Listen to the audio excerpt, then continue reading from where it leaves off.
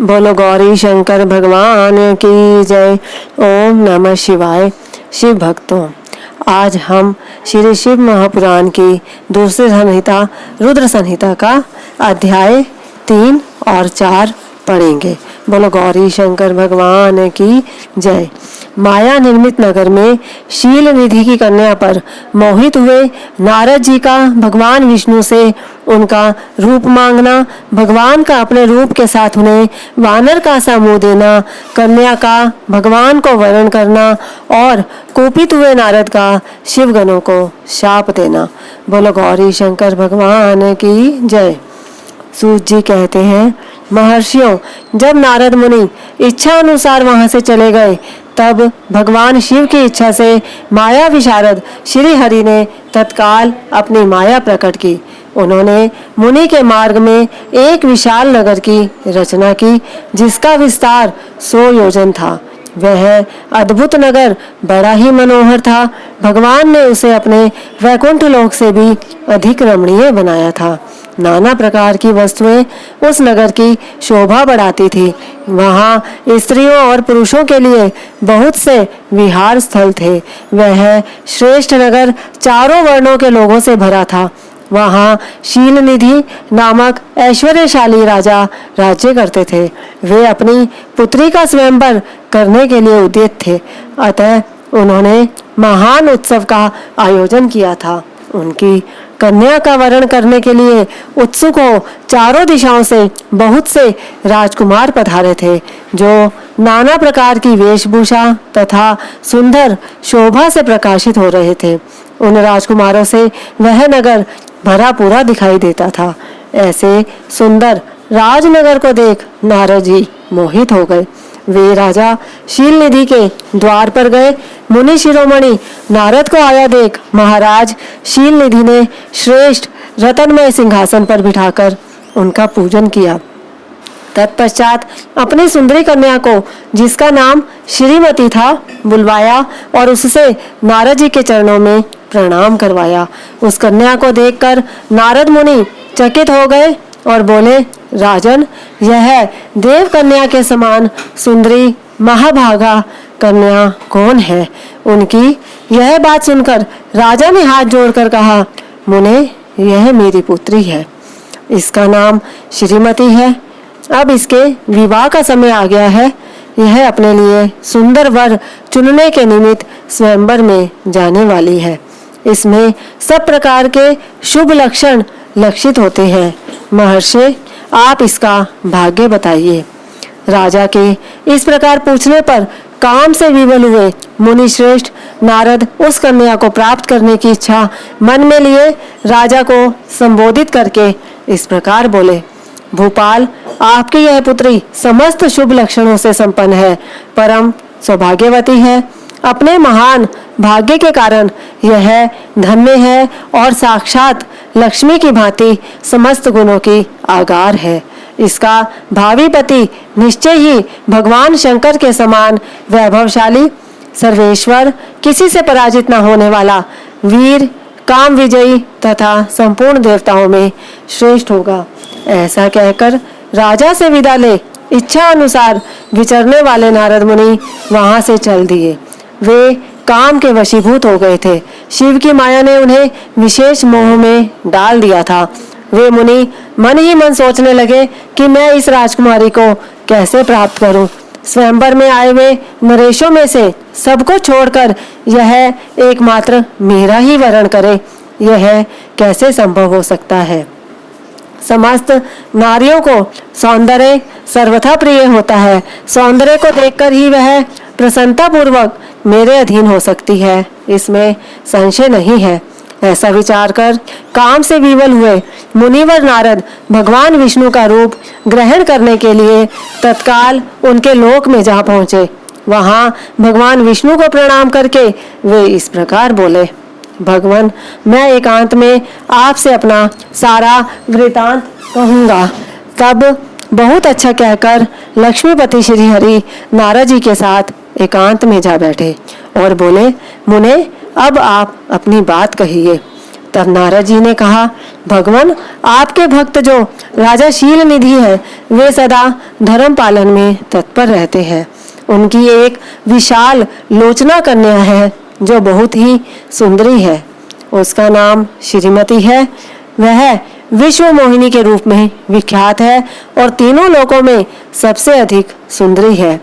प्रभु, आज मैं शीघ्र ही उस कन्या से विवाह करना चाहता हूँ। राजा शील निधि ने अपनी पुत्री की इच्छा से स्वयंवर रचाया है, इसलिए चारों दिशाओं से वहां सहस्त्रों राजकुमार पधारे हैं। नाथ, मैं आपका प्रिय सेवक हूँ, अतः आप मुझे अपना स्वरूप दे दीजिए, जिससे राजकुमारी श्रीमती निश्चय ही मुझे वर ले। सूत जी कहते हैं, महर्षियों, नारद मुनि की ऐसी बात सुनकर भगवान मधुसूदन हंस पड़े और भगवान शंकर के प्रभाव का अनुभव करके उन दयालु प्रभु ने उन्हें इस प्रकार उत्तर दिया। भगवान विष्णु बोले, मुने, तुम अपने अभीष्ट स्थान को जाओ। मैं उसी तरह तुम्हारा हित साधन करूंगा जैसे श्रेष्ठ वैद्य अत्यंत पीड़ित रोगी का करता है, क्योंकि तुम मुझे विशेष प्रिय हो। ऐसा कहकर भगवान विष्णु ने नारद मुनि को मुख तो वानर का दे दिया और शेष अंगों में अपने जैसा स्वरूप देकर वे वहां से अंतर्ध्यान हो गए। भगवान की पूर्वोक्त बात सुनकर और उनका मनोहर रूप प्राप्त हो गया समझकर नारद मुनि को बड़ा हर्ष हुआ। वे अपने को कृतकृत्य मानने लगे। भगवान ने क्या प्रयत्न किया है इसको वे समझ ना सके। तदनंतर मुनिश्रेष्ठ नारद शीघ्र ही उस स्थान पर जा पहुंचे जहां राजा शील निधि ने राजकुमारों से भरी हुई स्वयंवर सभा का आयोजन किया था। विप्रवरों, राजपुत्रों से घिरी हुई वह दिव्य स्वयंवर सभा दूसरी इंद्र सभा के समान अत्यंत शोभा पा रही थी। नारद जी उस राजसभा में जा बैठे और वहां बैठकर प्रसन्न मन से बार बार यही सोचने लगे कि मैं भगवान विष्णु के समान रूप धारण किए हुए हूँ, अतः वह राजकुमारी अवश्य मेरा ही वरण करेगी, दूसरे का नहीं। मुनि श्रेष्ठ नारद को यह ज्ञात नहीं था कि मेरा मुंह कितना कुरूप है। उस सभा में बैठे हुए सब मनुष्यों ने मुनि को उनके पूर्व रूप में ही देखा। राजकुमार आदि कोई भी उनके रूप परिवर्तन के रहस्य को न जान सके। वहां नारद जी की रक्षा के लिए भगवान रुद्र के 2 पार्षद आए थे, मतलब जो ब्राह्मण का रूप धारण करके गूढ़ भाव से वहां बैठे थे। वे ही नारद जी के रूप परिवर्तन के उत्तम भेद को जानते थे। मुनि को काम आवेश से मूढ़ हुआ जान वे दोनों पार्षद उनके निकट गए और आपस में बातचीत करते हुए उनकी हंसी उड़ाने लगे, परंतु मुनि तो काम से विवल हो रहे थे, अतः उन्होंने उनकी यथार्थ बात भी अनसुनी कर दी। वे मोहित हो श्रीमती को प्राप्त करने की इच्छा से उसके आगमन की प्रतीक्षा करने लगे। इसी बीच में वह सुंदरी राजकन्या स्त्रियों से घिरी हुई अंतःपुर से वहां आई। उसने अपने हाथ में सोने की एक सुंदर माला ले रखी थी। वह शुभ लक्षणा राजकुमारी स्वयंवर के मध्य भाग में लक्ष्मी के समान खड़ी हुई अपूर्व शोभा पा रही थी। उत्तम व्रत का पालन करने वाली वह भूप कन्या माला हाथ में लेकर अपने मन के अनुरूप वर का अन्वेषण करती हुई सारी सभा में भ्रमण करने लगी। नारद मुनि का भगवान विष्णु के समान शरीर और वानर जैसा मुंह देखकर वह कुपित हो गई और उनकी ओर से दृष्टि हटाकर प्रसन्न मन से दूसरी ओर चली गई। स्वयंवर सभा में अपने मनोवांछित वर को न देखकर वह भयभीत हो गई। राजकुमारी उस सभा के भीतर चुपचाप खड़ी रह गई। उसने किसी के गले में जयमाला नहीं डाली। इतने में ही राजा के समान वेशभूषा धारण किए भगवान विष्णु वहां आ पहुंचे। किन्हीं दूसरे लोगों ने उनको वहां नहीं देखा, केवल उस कन्या की ही दृष्टि उन पर पड़ी। भगवान को देखते ही उस परम सुंदरी राजकुमारी का मुख प्रसन्नता से खिल उठा। उसने तत्काल ही उनके कंठ में वह माला पहना दी। राजा का रूप धारण करने वाले भगवान विष्णु उस राजकुमारी को साथ लेकर तुरंत अदृश्य हो गए। और अपने धाम में जा पहुँचे। इधर सब राजकुमार श्रीमती की ओर से निराश हो गए। नारद मुनि तो काम वेदना से आतुर हो रहे थे, इसलिए वे अत्यंत विह्वल हो उठे। तब वे दोनों विप्र रूपधारी ज्ञान विशारद रुद्रगण काम विवल नारद जी से उसी क्षण बोले। रुद्रगणों ने कहा, हे नारद, हे मुने, तुम व्यर्थी काम से मोहित हो रहे हो और सौंदर्य के बल से राजकुमारी को पाना चाहते हो। अपना वानर के समान घृणित मुंह तो देख लो। सूत जी कहते हैं, महर्षियों, उन रुद्रगणों का यह वचन सुनकर नारद जी को बड़ा विस्मय हुआ। वे शिव की माया से मोहित थे। उन्होंने दर्पण में अपना मुंह देखा। वानर के समान अपना मुंह देख वे तुरंत ही क्रोध से जल उठे और माया से मोहित होने के कारण उन दोनों शिवगणों को वहां शाप देते हुए बोले, अरे तुम दोनों ने मुझे ब्राह्मण का उपहास किया है, अतः तुम ब्राह्मण के वीर्य से उत्पन्न राक्षस हो जाओ। ब्राह्मण की संतान होने पर भी तुम्हारे आकार राक्षस के समान ही होंगे। इस प्रकार अपने लिए शाप सुनकर वे दोनों ज्ञान शिरोमणि शिवगण मुनि को मोहित जानकर कुछ नहीं बोले। ब्राह्मणों, वे सदा सब घटनाओं में भगवान शिव की ही इच्छा मानते थे, अतः उदासीन भाव से अपने स्थान को चले गए और भगवान शिव की स्तुति करने लगे। बोलो गौरी शंकर भगवान की जय। अध्याय 4। नारद जी का भगवान विष्णु को क्रोध पूर्वक फटकारना और श्राप देना, फिर माया के दूर हो जाने पर पश्चाताप पूर्वक भगवान के चरणों में गिरना और शुद्धि का उपाय पूछना तथा भगवान विष्णु का उन्हें समझा बुझाकर शिव का महात्म्य जानने के लिए ब्रह्मा जी के पास जाने का आदेश और शिव के भजन का उपदेश देना। बोलो गौरी शंकर भगवान की जय। सूत जी कहते हैं, महर्षियों, माया मोहित नारद मुनि उन दोनों शिवगणों को यथोचित शाप देकर भी भगवान शिव के इच्छावश मोह निद्रा से जाग ना सके। वे भगवान विष्णु के किए हुए कपट को याद करके मन में दुसह क्रोध लिए विष्णु लोक को गए और समीधा पाकर प्रज्वलित हुए अग्निदेव की भांति क्रोध से जलते हुए बोले। उनका ज्ञान नष्ट हो गया था, इसलिए वे दुर्वचन पूर्वक व्यंग सुनाने लगे। नारद जी ने कहा, हरे तुम बड़े दुष्ट हो, कपटी हो और समस्त विश्व को मोह में डाले रहते हो। दूसरों का उत्साह या उत्कर्ष तुमसे सहा नहीं जाता। तुम मायावी हो, तुम्हारा अंतःकरण मलिन है। पूर्व काल में तुम्ही ने मोहिनी रूप धारण करके कपट किया, असुरों को वारुणी मदिरा पिलाई, उन्हें अमृत नहीं पीने दिया। छल कपट में ही अनुराग रखने वाले हरे, यदि महेश्वर रुद्र दया करके विष ना पी लेते तो तुम्हारी सारी माया उसी दिन समाप्त हो जाती। विष्णुदेव, कपटपूर्ण चाल तुम्हें अधिक प्रिय है। तुम्हारा स्वभाव अच्छा नहीं है, तो भी भगवान शंकर ने तुम्हें स्वतंत्र बना दिया है। तुम्हारी इस चाल ढाल को समझकर अब वे भगवान शिव भी पश्चाताप करते होंगे। अपनी वाणी रूप वेद की प्रामाणिकता स्थापित करने वाले महादेव जी ने ब्राह्मण को सर्वोपरि बताया है। हरे, इस बात को जानकर आज मैं बलपूर्वक तुम्हें ऐसी सीख दूंगा जिससे तुम फिर कभी कहीं भी ऐसा कर्म नहीं कर सकोगे। अब तक तुम्हें किसी शक्तिशाली या तेजस्वी पुरुष से पाला नहीं पड़ा था, इसलिए आज तक तुम निडर बने हुए हो। परंतु विष्णु, अब तुम्हें अपनी करने का पूरा फल मिलेगा। भगवान विष्णु से ऐसा कहकर माया मोहित नारद मुनि अपने ब्रह्म तेज का प्रदर्शन करते हुए क्रोध से खिन्न हो उठे और शाप देते हुए बोले, विष्णु, तुमने स्त्री के लिए मुझे व्याकुल किया है। तुम इसी तरह सबको मोह में डाले रहते हो। यह कपटपूर्ण कार्य करते हुए तुमने जिस स्वरूप से मुझे संयुक्त किया था, उसी स्वरूप से तुम मनुष्य हो जाओ और स्त्री के वियोग का दुख भोगो। तुमने जिन वानरों के समान मेरा मुंह बनाया था, वे ही उस समय तुम्हारे सहायक हो। तुम दूसरों को स्त्री विरह का दुख देने वाले हो, अतः स्वयं भी तुम्हें स्त्री के वियोग का दुख प्राप्त हो। अज्ञान से मोहित मनुष्यों के समान तुम्हारी स्थिति हो।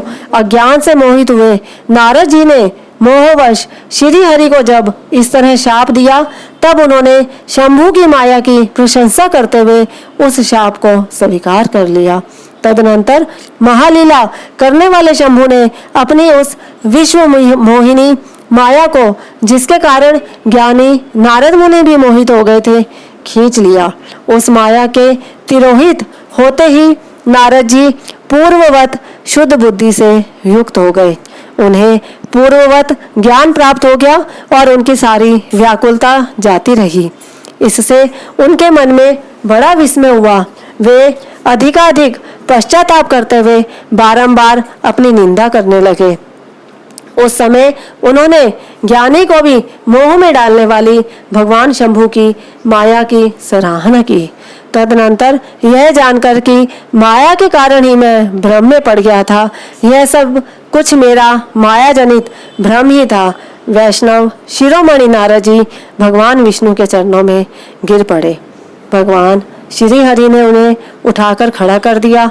उस समय अपनी दुर्बुद्धि नष्ट हो जाने के कारण वे यूं बोले, नाथ, माया से मोहित होने के कारण मेरी बुद्धि बिगड़ गई थी, इसलिए मैंने आपके प्रति बहुत दुर्वचन कहे हैं, आपको शाप तक दे डाला है। प्रभो, उस शाप को आप मिथ्या कर दीजिए। हाय, मैंने बहुत बड़ा पाप किया है, अब मैं निश्चय ही नरक में पड़ूंगा। हरे, मैं आपका दास हूँ, बताइए मैं क्या उपाय, कौन सा प्रायश्चित करूँ जिससे मेरा पाप समूह नष्ट हो जाए और मुझे नरक में न गिरना पड़े। ऐसा कहकर शुद्ध बुद्धि वाले मुनि शिरोमणि नारद जी पुण्य भक्ति भाव से भगवान विष्णु के चरणों में गिर पड़े। उस समय उन्हें बड़ा पश्चाताप हो रहा था। तब श्री विष्णु ने उन्हें उठाकर मधुर वाणी में कहा। भगवान विष्णु बोले, तात, खेद ना करो, तुम मेरे श्रेष्ठ भक्त हो, इसमें संशय नहीं है। मैं तुम्हें एक बात बताता हूँ, सुनो, उससे निश्चय ही तुम्हारा परम हित होगा, तुम्हें नरक में नहीं जाना पड़ेगा। भगवान शिव तुम्हारा कल्याण करेंगे।